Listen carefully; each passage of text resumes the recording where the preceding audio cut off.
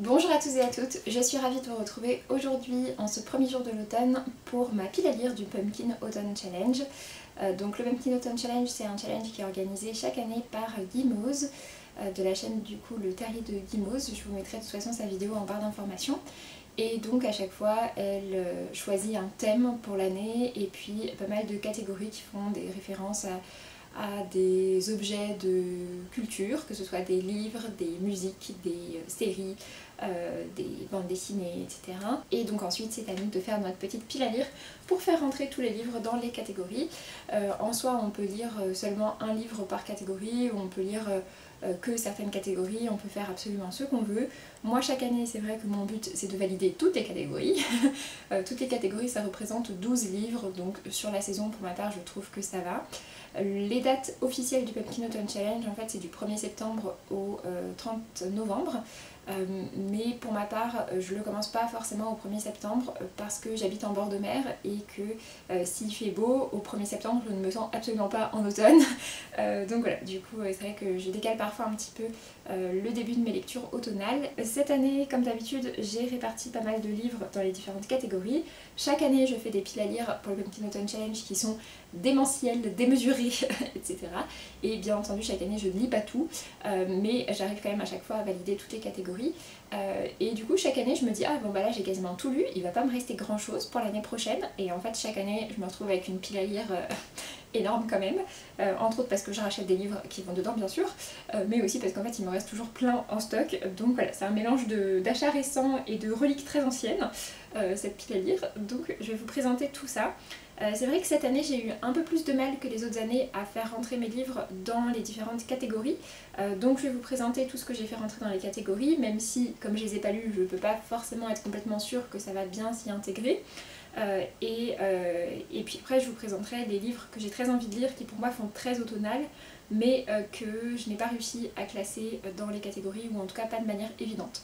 Globalement pour moi en automne, pas mal de thrillers et plus particulièrement de thrillers fantastiques, donc de livres avec vraiment des enquêtes, des meurtres, etc. mais la plupart du temps une dimension fantastique ou horrifique avec. Globalement d'ailleurs des romans un peu soit horreur, soit glauque, soit gothique, en tout cas des romans avec une atmosphère très pesante. Dans ce côté atmosphère, j'ai également mis des romans qui appartiennent au genre de la Dark Academia. La Dark Academia, globalement, ce sont des romans qui se passent dans des universités ou dans des lycées, avec un côté grande bâtisse et souvent une notion de pouvoir, soit d'ailleurs de pouvoir magique, soit d'enjeu de pouvoir. Des complots, des secrets, parfois il peut y avoir des meurtres dedans. Et c'est vrai que d'ailleurs j'avais beaucoup de lectures Dark Academia et je savais pas forcément où les classer. Bien sûr pour la période automnale il y a également les sorcières. J'aime beaucoup de manière générale ce qui peut être fait autour de la figure de la sorcière, de l'émancipation féminine parce que ça va souvent avec, etc. Et puis globalement le reste des créatures, même si c'est pas forcément quelque chose qui me parle autant, tout ce qui est vampires, loups-garous, fantômes, etc. C'est pas forcément ma came, mais si c'est bien traité, pourquoi pas.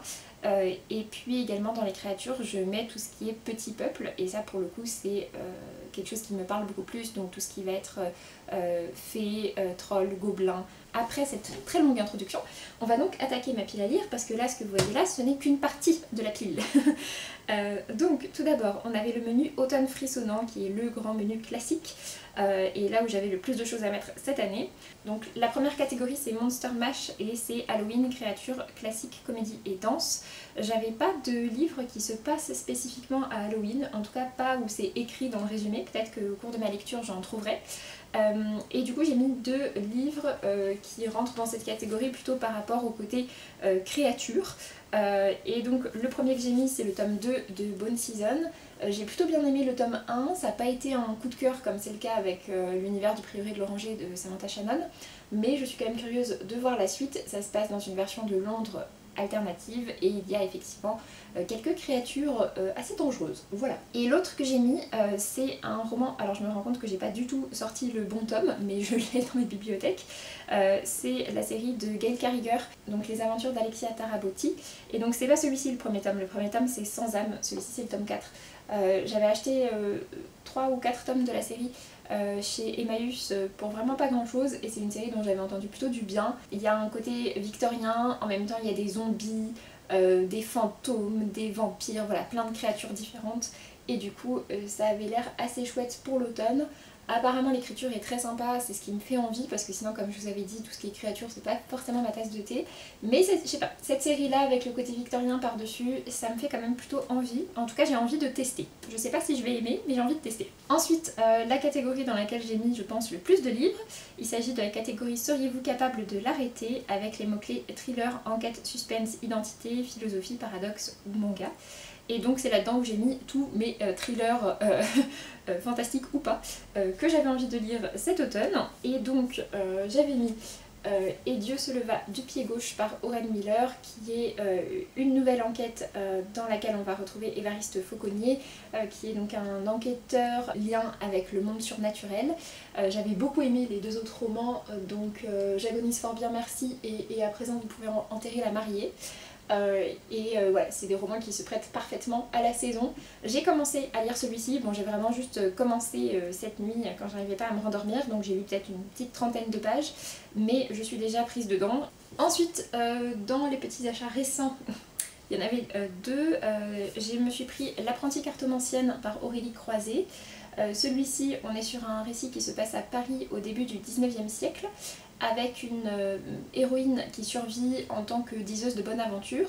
Elle dit qu'elle lit dans les boules de cristal, en fait pas du tout, c'est juste qu'elle décrypte les gens, et ces dons vont la retrouver mêlée avec une histoire de meurtre qui va se passer. Donc voilà, je pense qu'il y a un petit côté à la fois thriller, historique, peut-être une petite dimension fantastique aussi, qui me fait bien envie. J'ai également mis dans cette catégorie Dans la forêt profonde de Kate Pearsall, qui est sorti à la collection R. Celui-ci je crois que c'est plutôt un petit côté un peu body horror, avec un peu de thriller et de mystère et de magie. Et donc l'héroïne elle est capable de goûter les émotions des personnes.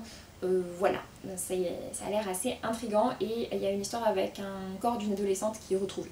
J'ai aussi mis dans cette catégorie Au-dessus par Oreza Dantes. C'était censé être un premier tome, c'est ce qui est écrit dessus, mais pour l'instant il n'y a pas eu de nouvelles par rapport à une publication éventuelle de la suite.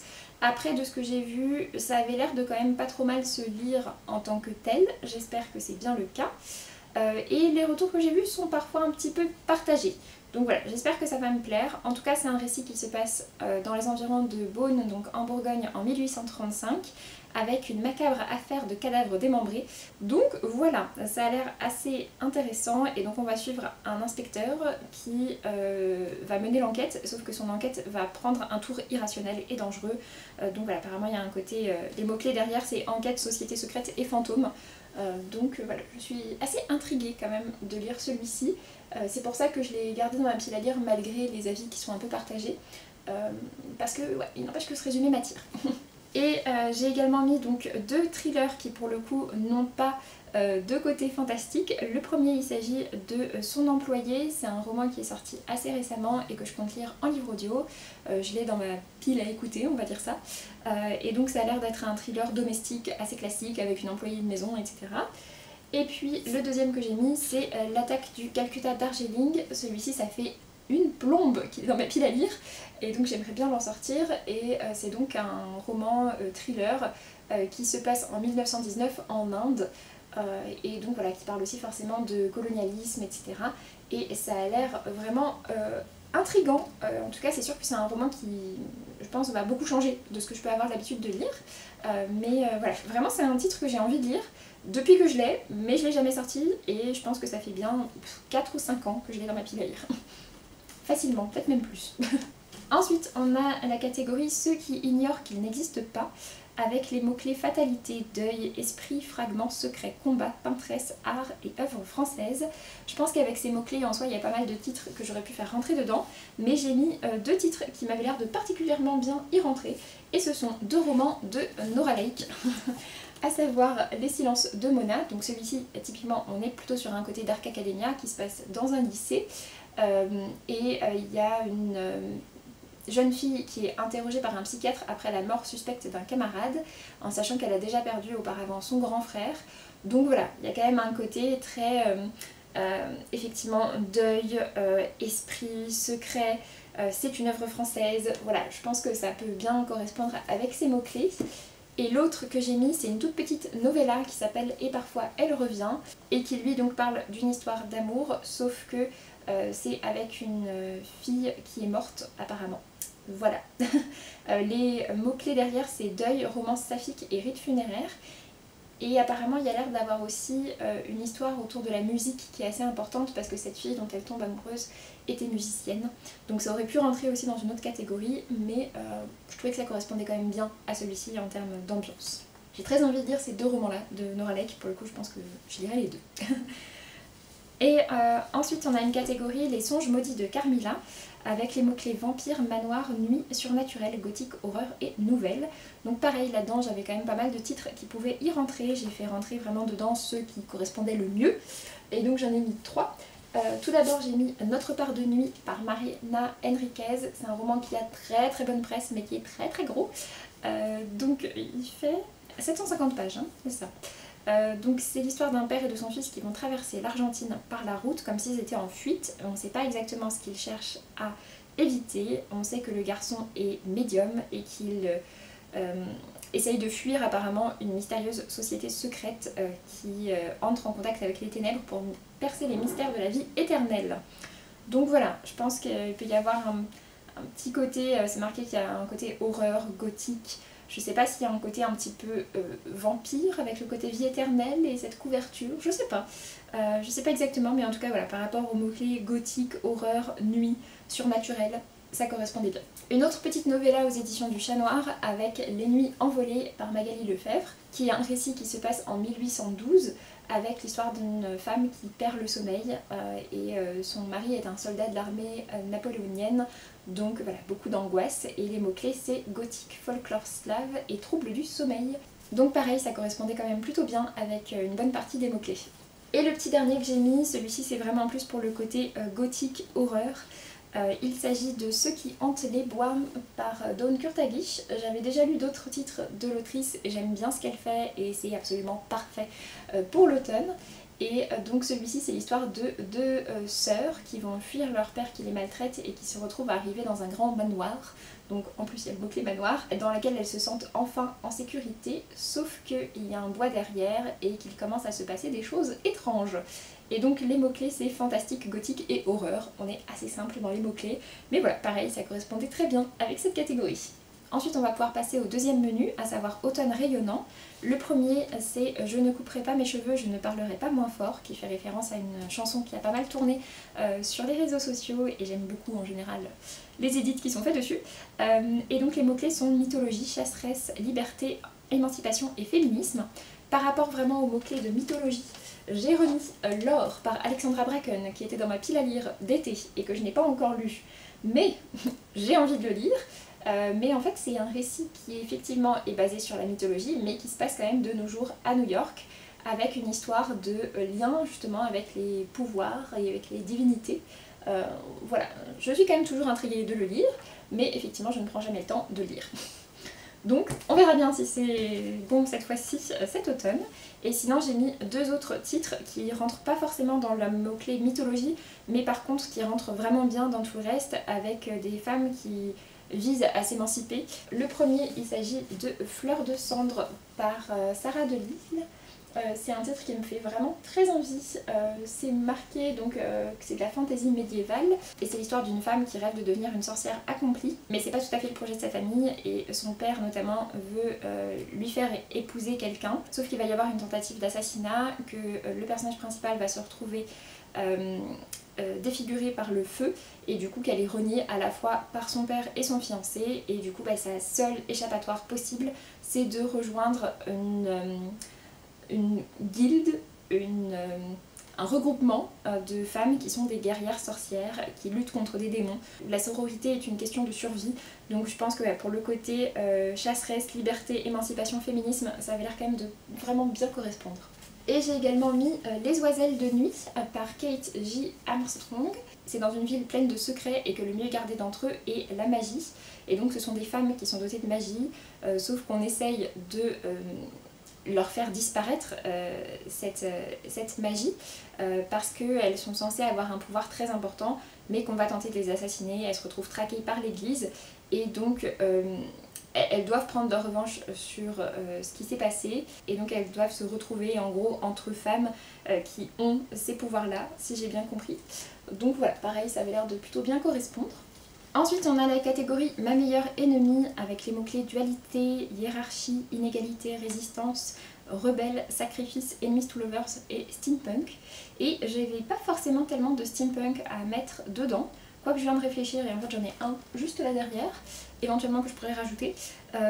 Mais sinon du coup ce que j'ai mis dedans, j'ai mis 2 récits différents. Le premier que j'ai mis, je l'ai déjà lu, il s'agit de As de pique par Farida Abike Iyimide. C'est un récit qui se passe dans un lycée et il y a un côté un peu thriller, enquête qui aurait pu bien correspondre. Mais en fait ça correspond aussi très très bien avec les mots-clés hiérarchie, inégalité, résistance, rebelle.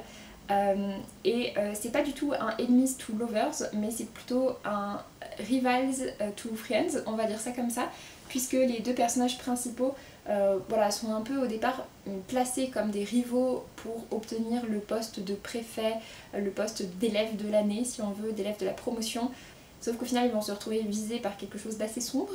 Et c'est pas fantastique, mais voilà, il va se passer des choses quand même assez lourdes autour d'eux et ils vont se retrouver à devoir collaborer. Donc je trouvais que ça correspondait aussi bien avec ce côté ma meilleure ennemie. En tout cas un titre que j'ai trouvé très chouette. Et le deuxième que j'ai mis, pour le coup celui-ci il a l'air d'avoir un côté un peu enemies to lovers et si vous me connaissez vous savez que c'est pas quelque chose qui me parle forcément. Les retours que j'ai vus dessus me font dire que je ne sais pas si ça va me plaire ou pas parce qu'apparemment la romance est assez importante.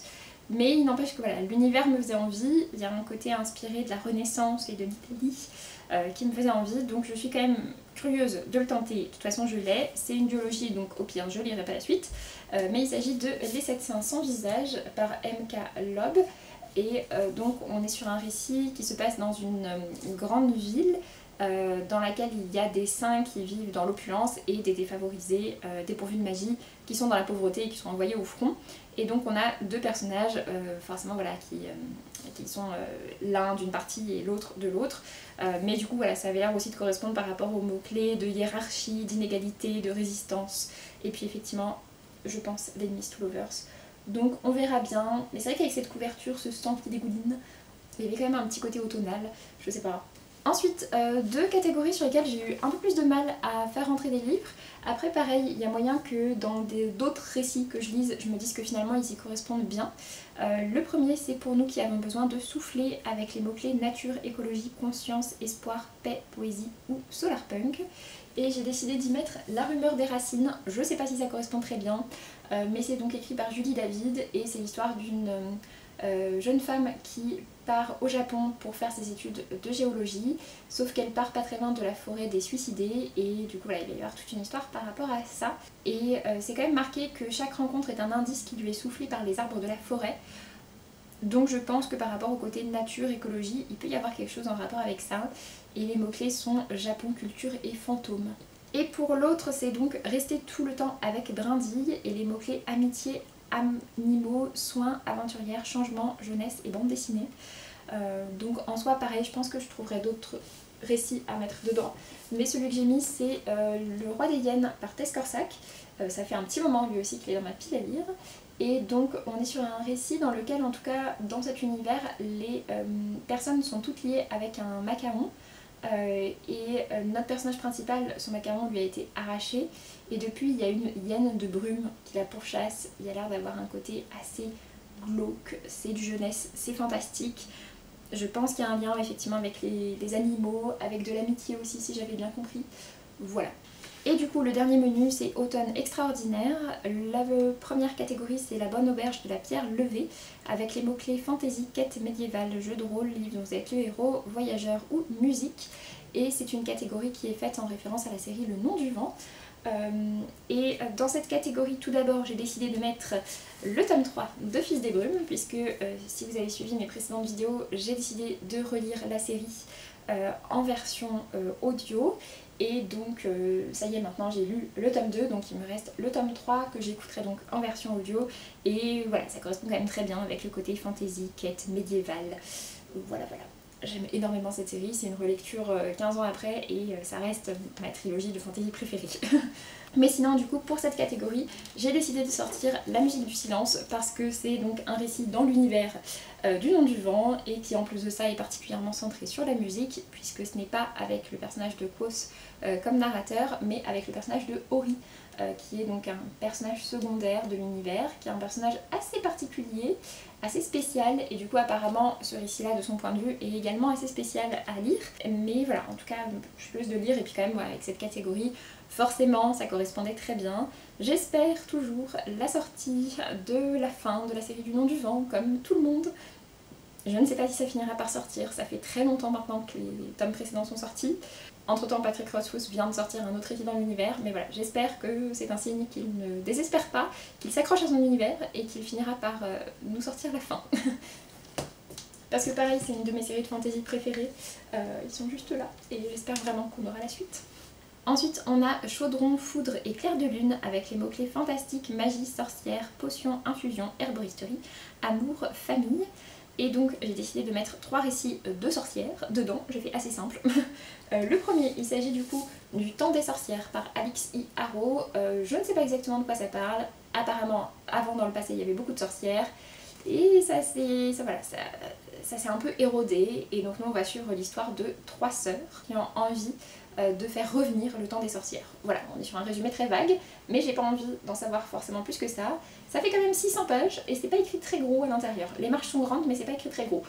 Mais par contre voilà, pareil, c'est un récit que j'ai depuis un bon moment dans ma pile à lire, qui m'avait été offert par une copine que je remercie si elle passe par ici. Du coup voilà, il serait temps quand même que je me décide à le lire. En plus j'ai lu un autre récit de Alix I. Harrow cet été et j'ai beaucoup aimé, donc ça me motive encore plus à lire celui-ci. J'ai également mis Sombre Tilly par Georgia Bowers. Celui-ci c'est un récit avec une histoire de sorcière. Je ne sais plus exactement de quoi ça parle, mais ah non, celui-ci si, justement il y avait le mot-clé Halloween dedans. Donc je verrai si je le laisse là ou si je le mets dans l'autre catégorie. Les mots-clés sont donc épouvante, sorcière et Halloween. Et donc c'est l'histoire d'une sorcière mais qui vit dans le monde de tous les jours et qui va au lycée. Sauf qu'il y a un sort qui va déraper et elle a peur qu'on se rende compte de ce qui se passe. Et le dernier que j'ai mis dans cette catégorie, c'est un autre livre audio que j'ai en stock, il s'appelle Ouvre-moi, et c'est un récit qui parle d'un couple qui va emménager dans une maison, sauf qu'ils vont découvrir qu'il se passe des choses bizarres dans la maison, que la maison a l'air de ne pas leur vouloir que du bien, et qu'en plus du coup ça les monte un peu l'un contre l'autre et ils vont se rendre compte qu'en fait dans cette maison vivait avant une femme qui a été soupçonnée de sorcellerie et de meurtre.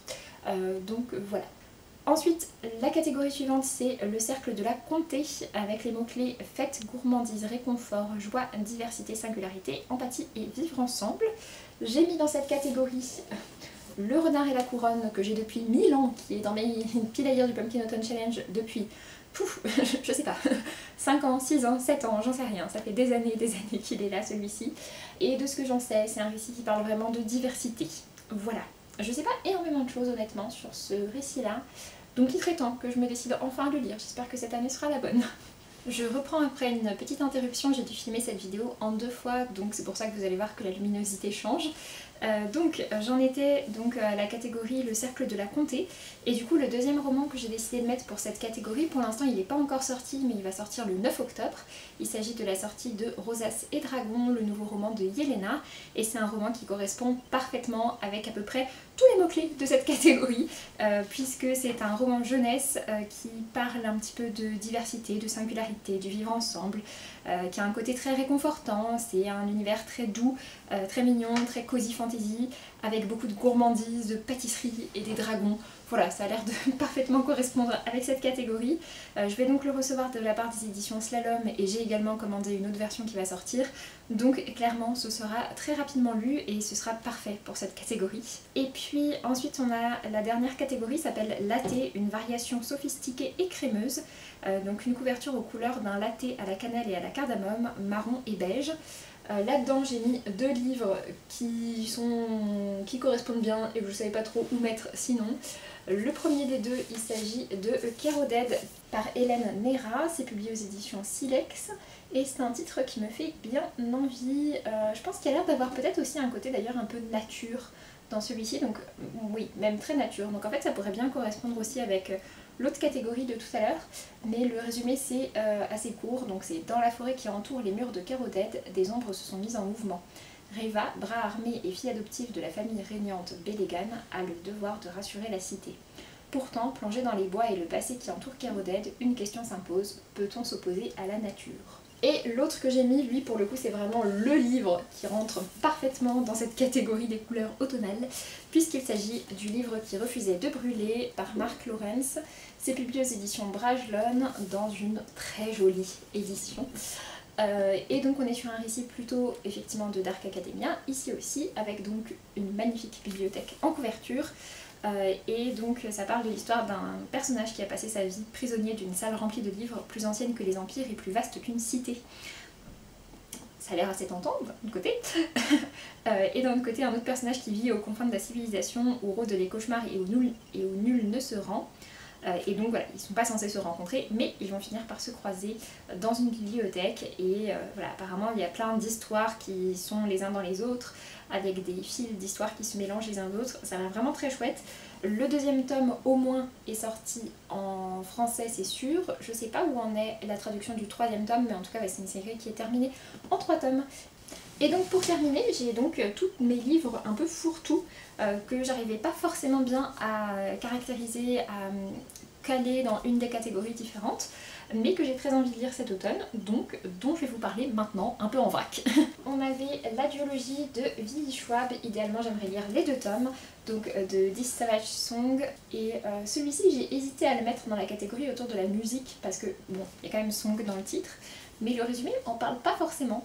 En tout cas c'est dans un univers qui est saturé de crimes toujours plus violents, et voilà, avec pas mal de monstres différents, pas mal de personnages qui sont pas forcément toujours très positifs. Et à la fin, parce que je vais pas lire tout le résumé de l'humaine parce qu'ils ont tendance à être un peu spoilants, un peu trop long. Elle est humaine et se rêve en monstre, lui est un monstre qui se rêve humain, mensonge et dissimulation, dilemme moraux d'une grande cruauté, système magique fascinant fondé sur la musique.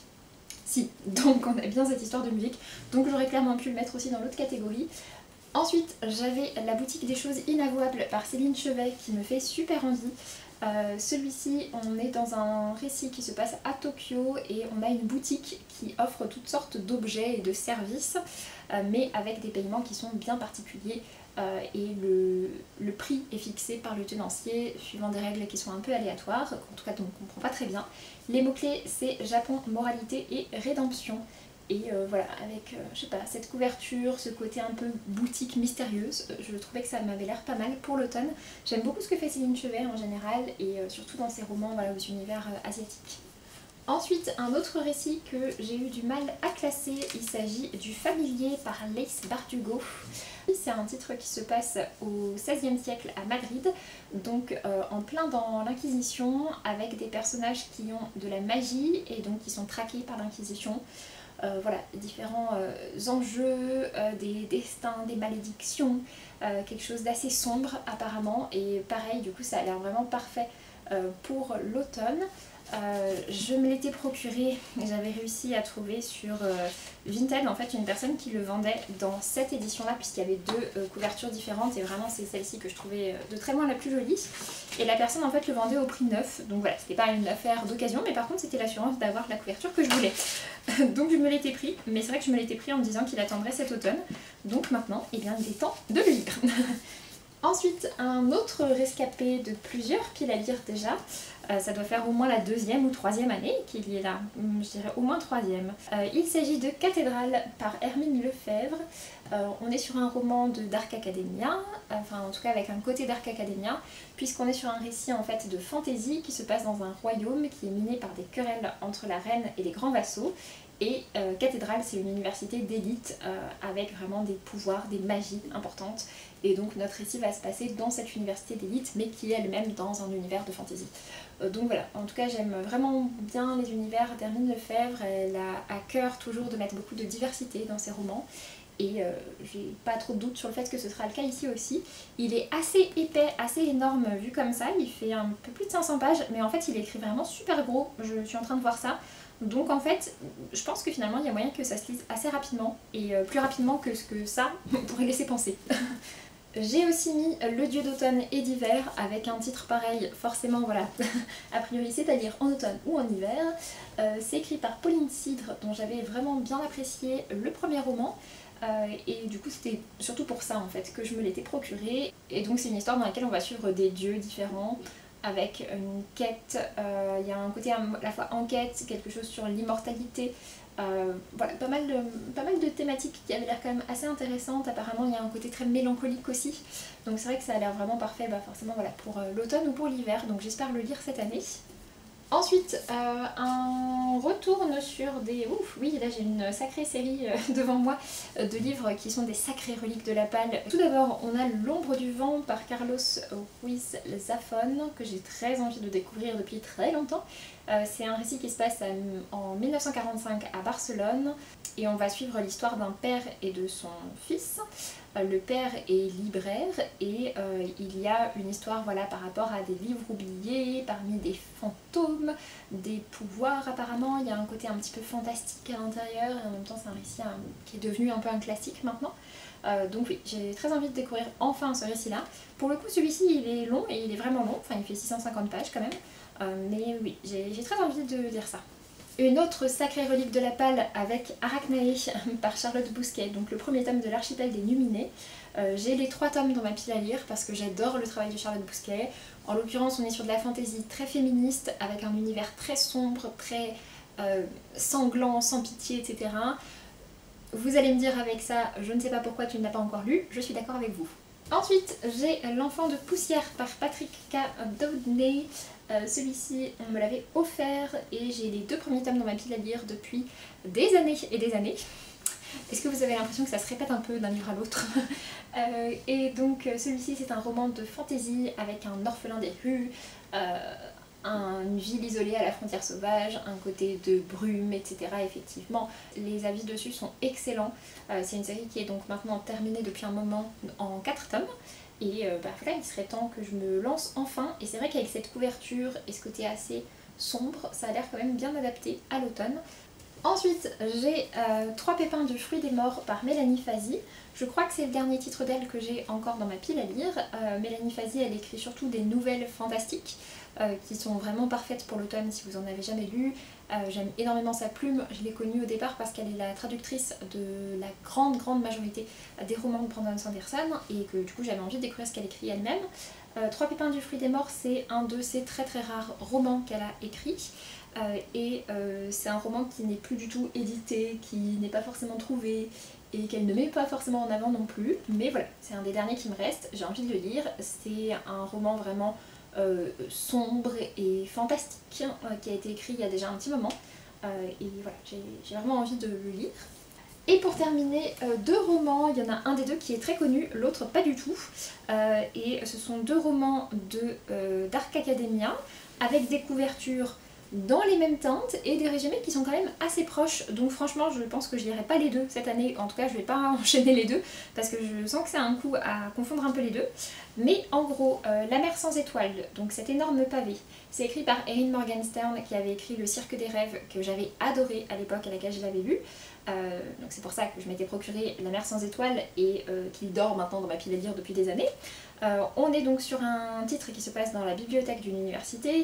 Le personnage principal trouve un livre mystérieux sans titre ni auteur et il découvre avec stupéfaction qu'à l'intérieur il y a écrite noir sur blanc une anecdote de son enfance qu'il n'a jamais racontée à personne. Et il va se rendre compte qu'en fait il y a plein de choses dans ce récit qui ont l'air de parler de lui. Et il va se rendre compte qu'en fait c'est une porte qui va le mener vers différents mondes, des cités perdues, des tunnels tortueux, etc. Donc voilà, un résumé qui franchement a l'air assez tentant, assez intriguant. Et donc le second, Les livres d'Emmett Farmer par Bridget Collins, celui-ci est sorti chez J.C. Lattès. Je l'avais vu passer en anglais, il a eu un petit peu de succès, mais c'est vrai qu'en français on l'a quasiment pas vu passer. En anglais, il s'appelle The Binding. Et donc celui-ci, c'est l'histoire d'un homme qui travaille sur des terres familiales et il va recevoir une lettre qui va le convoquer pour commencer son apprentissage. Et il devient donc enlivreur. C'est un art qui inspire la peur, la méfiance et suscite bien des superstitions. Et donc il apprend peu à peu à confectionner de magnifiques ouvrages destinés à préserver un trésor unique, les souvenirs. Il va se passer différentes choses et un jour il fait une découverte troublante, l'un des livres porte son nom. Voilà, donc là ici aussi de nouveau un livre qui a l'air de parler de lui-même et c'est donc un roman initiatique sur la mémoire et l'oubli. Et avec de nouveau ce côté-là apparemment de saut d'un livre à l'autre, etc. Qui du coup faisait un peu penser quand même à La mer sans étoiles. Donc voilà, en tout cas pareil, celui-ci c'est un titre que j'ai depuis des années dans ma pile à lire. À chaque fois que je relis le résumé, je me dis qu'il a l'air super chouette. Et à chaque fois, je ne me lance pas. Donc oui, il serait temps que je me lance pour celui-ci aussi. Et pour terminer, 4 petits récits qui pour le coup sont sortis un peu plus récemment. Tout d'abord du côté de ce que j'attends avec impatience, on a Sombre Solstice par Johanna Marine et Lizzie Felton qui sort donc là le 25.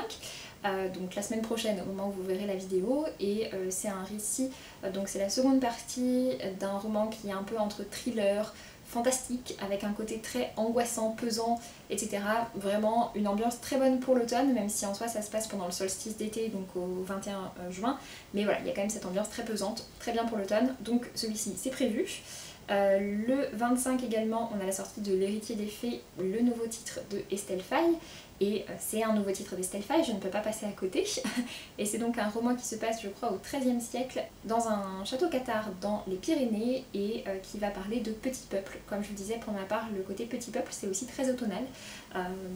Voilà, ce sera aussi une lecture d'automne.